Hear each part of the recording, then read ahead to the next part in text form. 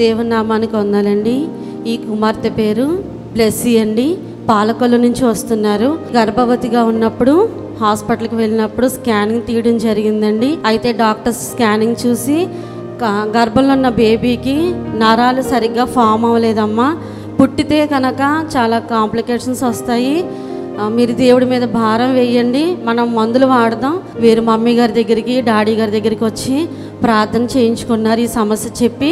అయితే డాడీ గారు మమ్మీ గారు ఒకటే ప్రవచనం చెప్పారండి, అంతా నార్మల్ అయిపోద్దమ్మా, పాప పుట్టేటప్పటికి మంచి ఆరోగ్యంతో మంచి బరువుతో ఏ కాంప్లికేషన్ లేకుండా ఏ క్రిటికల్ పరిస్థితి పాప గురవ్వదు, మంచి ఆరోగ్యంతో పాప పుడుతుంది, మీరు ధైర్యంగా ఉండండి, విశ్వాసం ఉంచండి అని చెప్పారు.